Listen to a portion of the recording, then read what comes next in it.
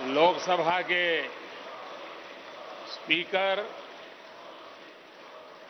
आदरणीय श्री ओम बिरला जी, राज्यसभा के उपसभापति श्री हरिवंश जी, माननीय सांसदगण, सभी वरिष्ठ जनप्रतिनिधि, विशिष्ट अतिथि, अन्य सभी महानुभाव और मेरे प्यारे देशवासियों, हर देश की विकास यात्रा में कुछ पल ऐसे आते हैं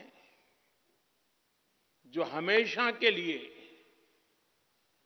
अमर हो जाते हैं।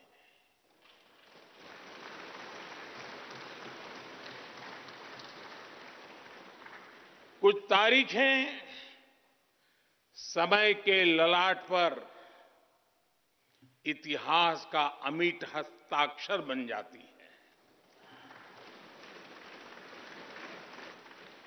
आज 28 मई 2023 का ये दिन ऐसा ही शुभ अवसर है।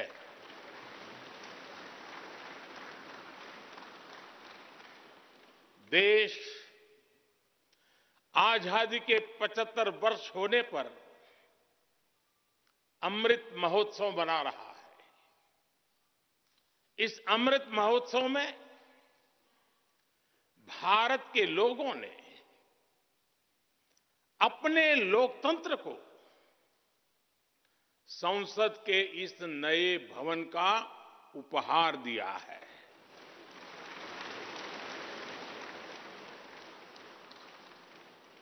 आज सुबह ही संसद भवन परिसर में सर्वपंथ प्रार्थना हुई है। मैं सभी देशवासियों को भारतीय लोकतंत्र के इस स्वर्णिम क्षण की बहुत बहुत बधाई देता हूं।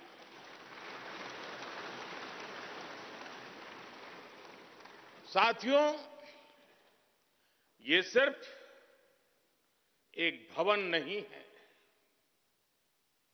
ये 140 करोड़ भारतवासियों की आकांक्षाओं और सपनों का प्रतिबिंब है।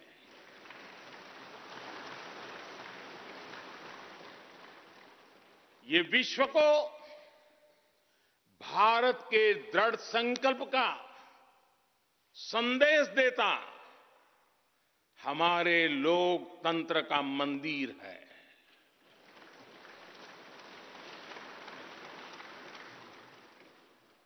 ये नया संसद भवन योजना को यथार्थ से,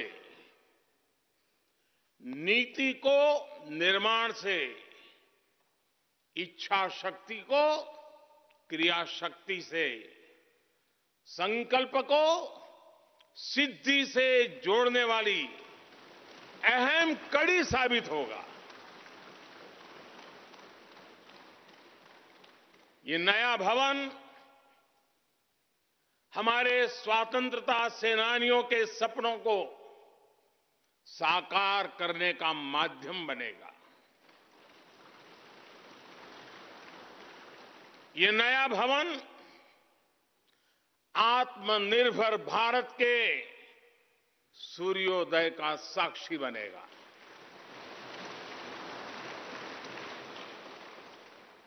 ये नया भवन विकसित भारत के संकल्पों की सिद्धि होते हुए देखेगा। ये नया भवन नूतन और पुरातन के सह अस्तित्व का भी आदर्श है। साथियों, नए रास्तों पर चलकर ही नए प्रतिमान गढ़े जाते हैं।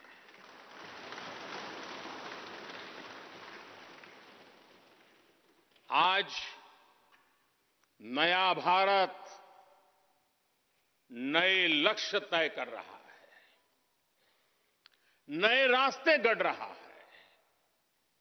नया जोश है, नया उमंग है, नया सफर है, नई सोच है। दिशा नई है, दृष्टि नई है, संकल्प नया है, विश्वास नया है।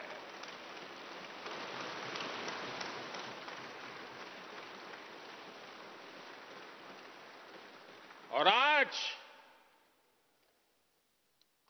फिर एक बार पूरा विश्व भारत को, भारत के संकल्प की दृढ़ता को, भारतवासियों की प्रखरता को,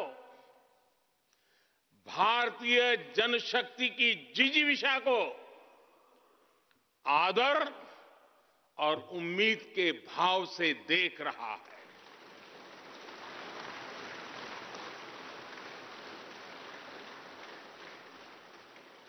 जब भारत आगे बढ़ता है तो विश्व आगे बढ़ता है।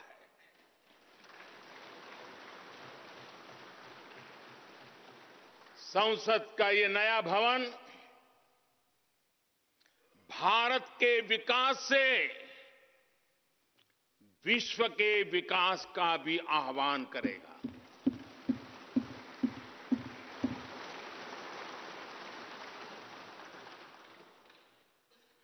साथियों, आज इस ऐतिहासिक अवसर पर कुछ देर पहले संसद की इस नई इमारत में पवित्र सेंगोल की भी स्थापना हुई है।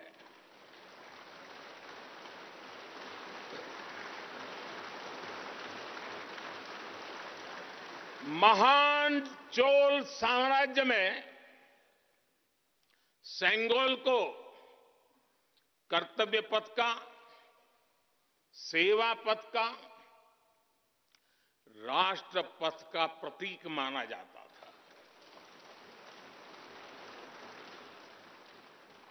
राजा जी और आदीनम के संतों के मार्गदर्शन में यही सेंगोल सत्ता के हस्तांतरण का प्रतीक बना था।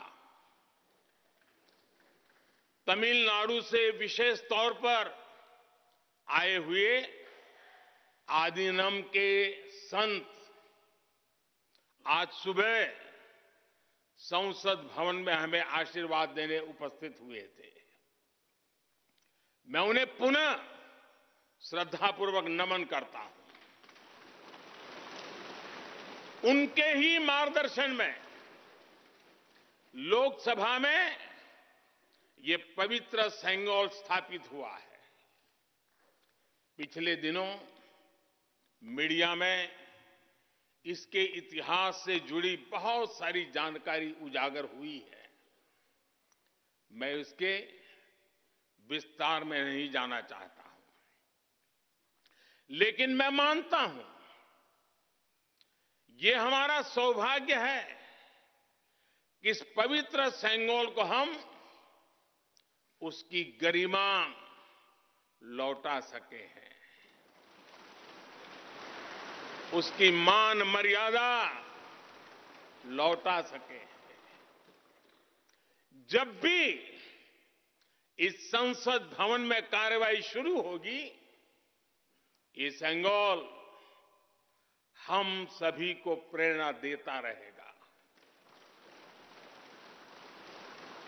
साथियों, भारत एक लोकतांत्रिक राष्ट्र ही नहीं बल्कि लोकतंत्र की जननी भी है, मदर ऑफ डेमोक्रेसी भी है। भारत आज वैश्विक लोकतंत्र का भी बहुत बड़ा आधार है। लोकतंत्र हमारे लिए सिर्फ एक व्यवस्था नहीं,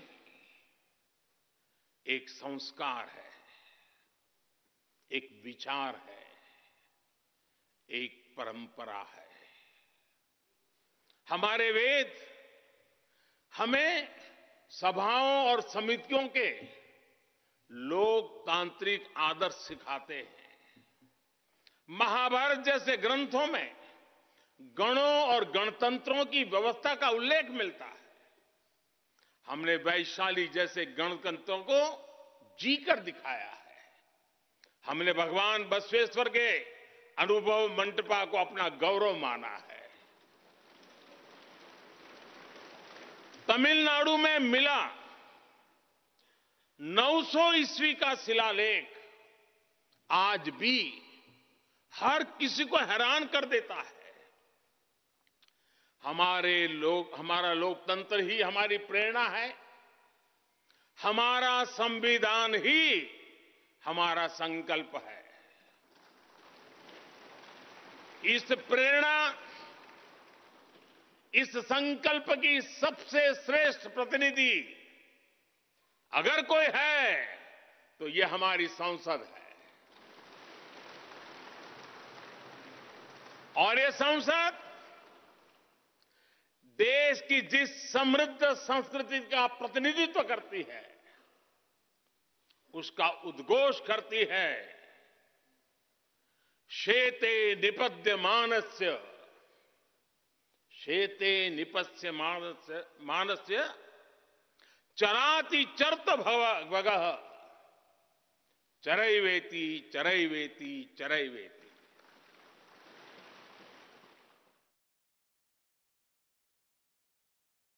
कहने का तात्पर्य, जो रुक जाता है उसका भाग्य भी रुक जाता है, लेकिन जो चलता रहता है उसी का भाग्य आगे बढ़ता है, बुलंदियों को छूता है। और इसलिए चलते रहो, चलते रहो। गुलामी के बाद हमारे भारत ने बहुत कुछ खोकर अपनी नई यात्रा शुरू की थी। वो यात्रा कितने ही उतार चढ़ावों से होते हुए, कितनी ही चुनौतियों को पार करते हुए आजादी के अमृत काल में प्रवेश कर चुकी है। आजादी का ये अमृत काल विरासत को सहेजते हुए विकास के नए आयाम गढ़ने का अमृत काल है। आजादी का ये अमृत काल देश को नई दिशा देने का अमृत काल है। आजादी का ये अमृत काल अनंत सपनों को, असंख्य आकांक्षाओं को पूरा करने का अमृत काल है। इस अमृत काल का आह्वान है, इस अमृत काल का आह्वान है, मुक्त मातृभूमि को, मुक्त मातृभूमि को नवीन प्राण चाहिए। नवीन पर्व के लिए नवीन प्राण चाहिए। मुक्त गीत हो रहा, मुक्त गीत हो रहा, नवीन राग चाहिए। नवीन पर्व के लिए नवीन प्राण चाहिए।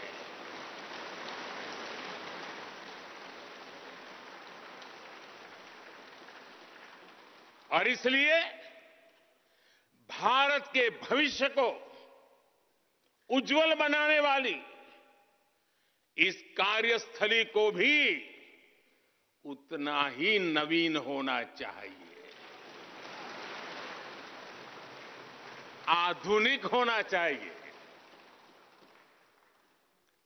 साथियों, एक समय था जब भारत दुनिया के सबसे समृद्ध और वैभवशाली राष्ट्रों में गिना जाता था।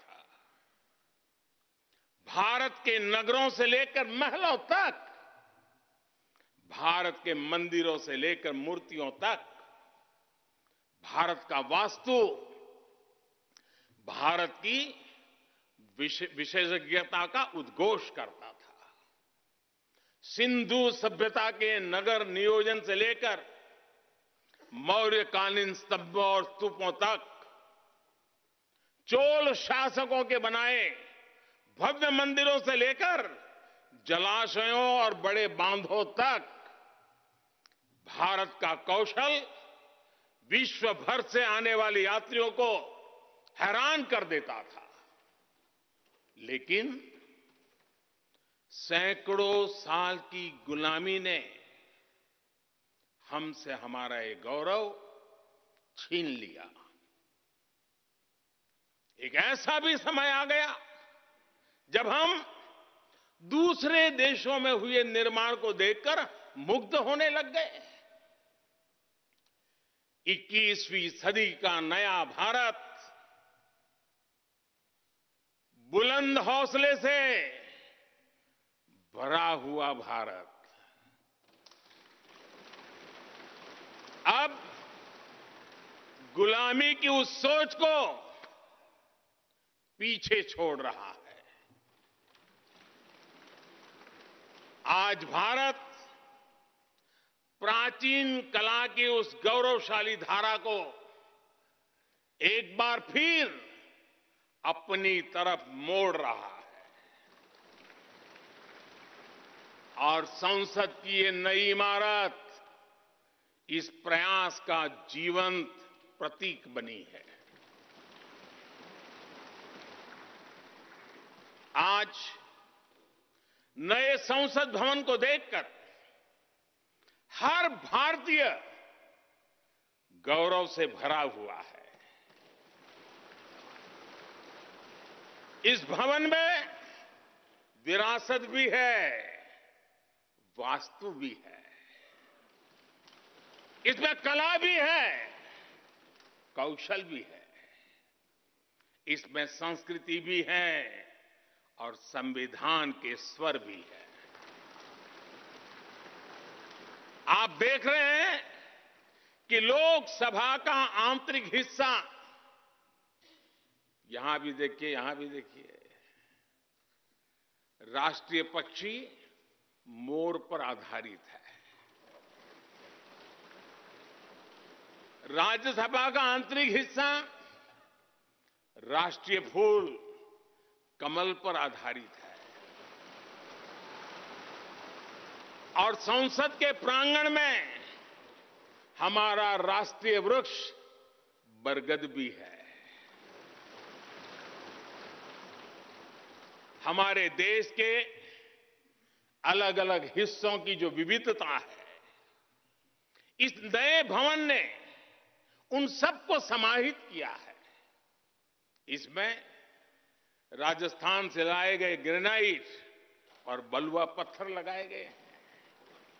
ये जो लकड़ी का काम आप देख रहे हैं ना, वो महाराष्ट्र से आई है।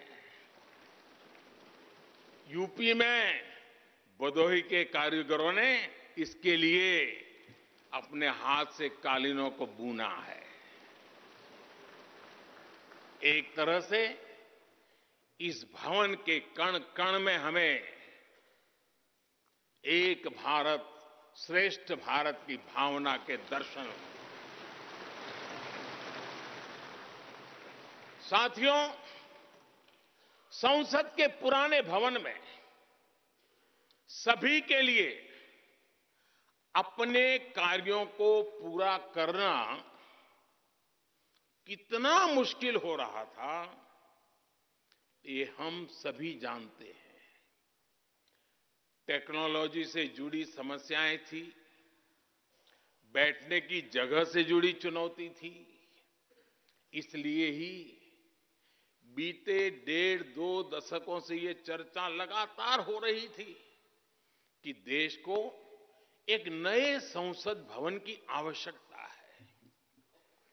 और हमें ये भी देखना होगा कि आने वाले समय में सीटों की संख्या बढ़ेगी, सांसदों की संख्या बढ़ेगी, वो लोग कहां बैठते हैं?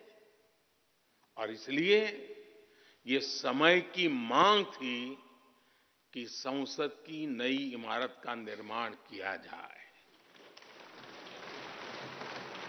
और मुझे खुशी है कि भव्य इमारत आधुनिक सुविधाओं से पूरी तरह लैस है। आप देख रहे हैं कि इस समय भी इस हॉल में सूरज का प्रकाश सीधे आ रहा है। बिजली कम से कम खर्च हो, हर तरफ लेटेस्ट टेक्नोलॉजी वाले गैजेट्स हों, इन सभी का इसमें पूरा ध्यान रखा गया है। साथियों, आज सुबह ही मैं इस संसद भवन को बनाने वाले श्रमिकों के एक समूह से मिला हूं।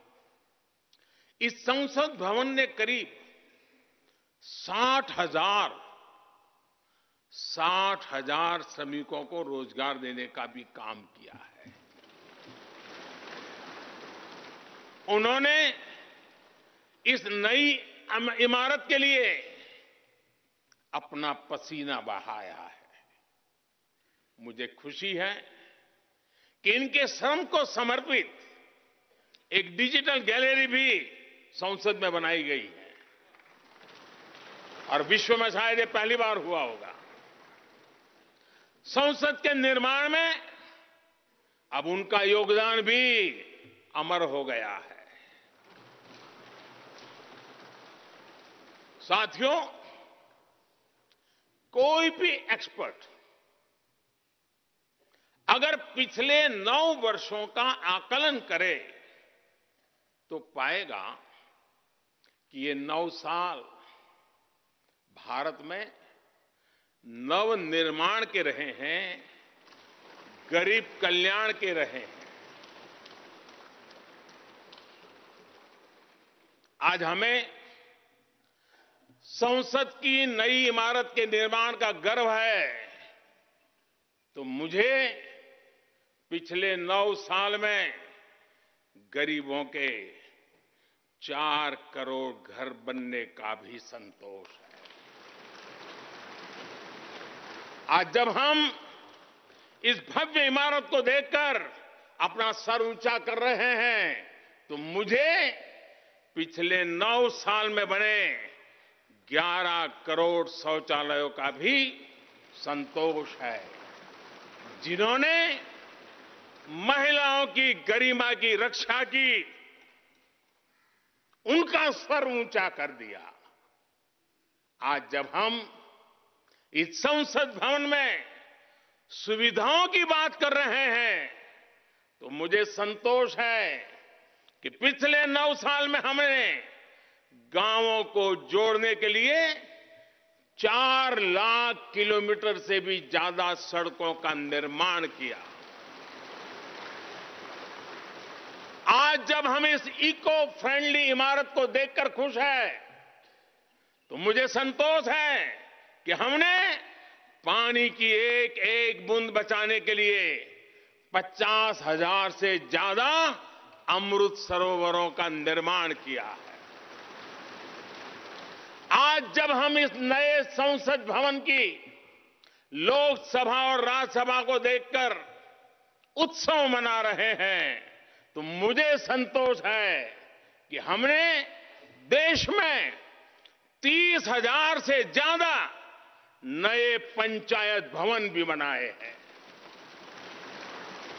यानी पंचायत भवन से लेकर संसद भवन तक हमारी निष्ठा एक ही है, हमारी प्रेरणा एक रही। देश का विकास, देश के लोगों का विकास। साथियों, आपको ध्यान होगा 15 अगस्त को लाल किले से मैंने कहा था, यही समय है, सही समय है।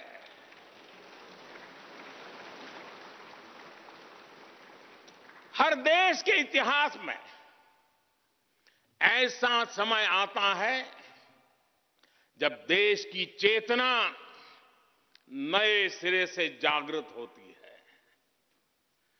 भारत में आजादी के 25 साल पहले, 47 के पहले 25 साल याद कीजिए, आजादी के 25 साल पहले ऐसा ही समय आया था। गांधी जी के असहयोग आंदोलन ने पूरे देश को एक विश्वास से भर दिया था। गांधी जी ने स्वराज के संकल्प से हर भारतवासी को जोड़ दिया था। ये वो दौर था जब हर भारतीय आजादी के लिए जी जान से जुट गया था। इसका नतीजा हमने 1947 में भारत की आजादी के तौर पर देखा। आजादी का ये अमृतकाल भी भारत के इतिहास का ऐसा ही पड़ाव है। आज से 25 साल बाद भारत अपनी आजादी के 100 वर्ष पूरे करेगा। हमारे पास भी 25 वर्ष का अमृत कालखंड है। इन 25 वर्षों में हमें मिलकर भारत को विकसित राष्ट्र बनाना है।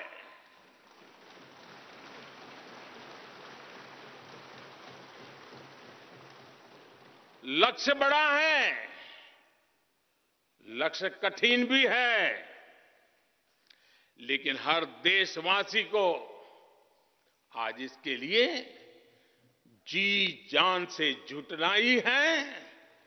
नए प्रण लेने हैं, नए संकल्प लेने हैं, नई गति पकड़नी है। और इतिहास गवाह है कि हम भारतीयों का विश्वास सिर्फ भारत तक ही सीमित नहीं रहता।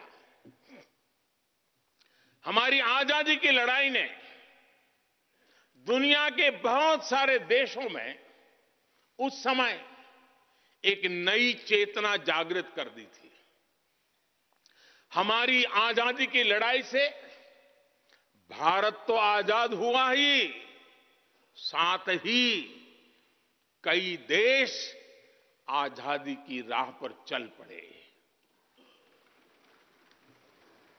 भारत के विश्वास ने दूसरे देशों के विश्वास को सहारा दिया था।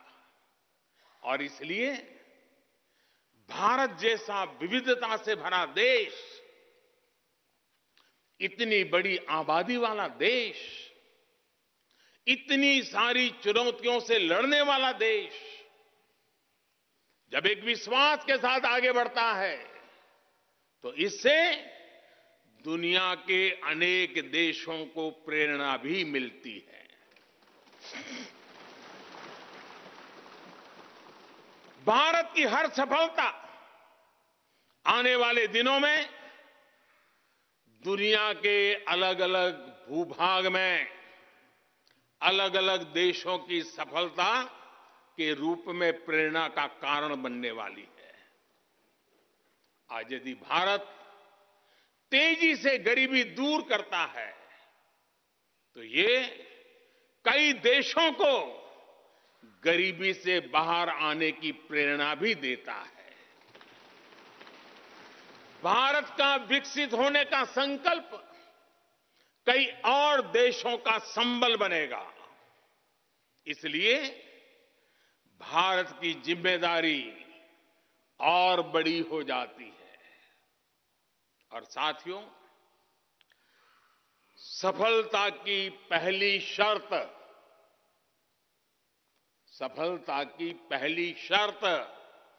सफल होने का विश्वास ही होती है। ये नया संसद भवन इस विश्वास को नई बुलंदी देने वाला है।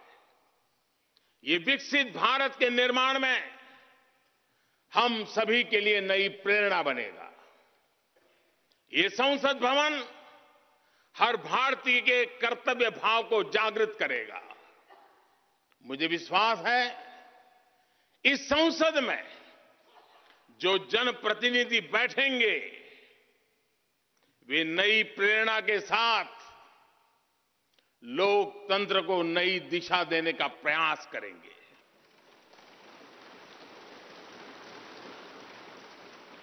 हमें नेशन फर्स्ट की भावना से आगे बढ़ना होगा। इदम राष्ट्राय इदम न मम। हमें कर्तव्य पथ को सर्वोपरि रखना होगा। कर्तव्यमेव कर्तव्यम और कर्तव्यम न कर्तव्यम। हमें अपने व्यवहार से उदाहरण प्रस्तुत करना होगा। यद यदाचरति श्रेष्ठः तद्देव इतरो जनः। हमें निरंतर खुद में सुधार करते रहना होगा। उद्धरेत आत्मना आत्मानाम्। हमें अपने नए रास्ते खुद बनाने होंगे। अपदीवो भवः। हमें खुद को खपाना होगा, तपाना होगा। तपसो ही परम नास्ति तपसा विंदते महत। हमें लोक कल्याण को ही अपना जीवन मंत्र बनाना होगा। लोकहितम मम करणीयम। जब संसद के इस नए भवन में हम अपने दायित्वों का ईमानदारी से निर्वहन करेंगे तो देशवासियों को भी नई प्रेरणा मिलेगी। साथियों, दुनिया के सबसे बड़े लोकतंत्र को यह नई संसद एक नई ऊर्जा और नई मजबूती प्रदान करेगी। हमारे श्रमिकों ने अपने पसीने से इस संसद भवन को इतना भव्य बना दिया है। अब हम सभी सांसदों का दायित्व है कि इसे अपने समर्पण से और ज्यादा दिव्य बनाएंगे।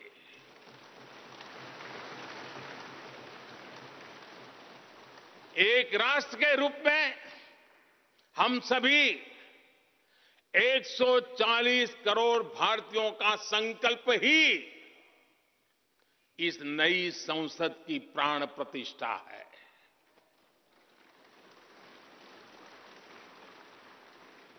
यहां होने वाला हर निर्णय आने वाली सदियों को सजाने संवारने वाला है। यहां होने वाला हर निर्णय आने वाली पीढ़ियों को सशक्त करने वाला होगा।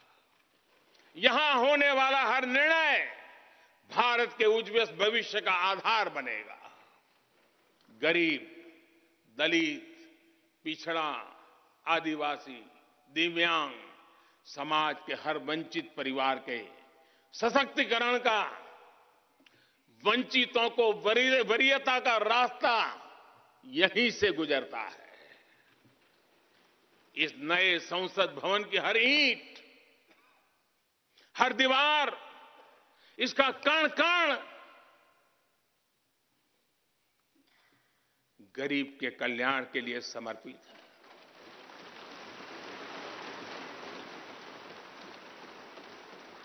अगले 25 वर्षों में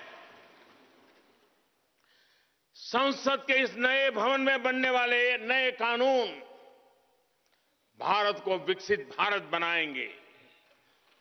इस संसद में बनने वाले कानून भारत को गरीबी से बाहर निकालने में मदद करेंगे।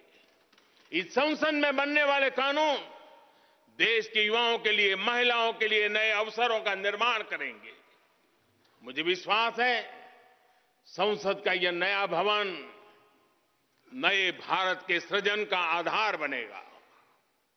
एक समृद्ध, सशक्त और विकसित भारत नीति, न्याय, सत्य, मर्यादा और कर्तव्य पथ पर और सशक्त होकर चलने वाला भारत। मैं समस्त भारतवासियों को नए संसद भवन की फिर से बहुत बहुत बधाई देता हूं। धन्यवाद।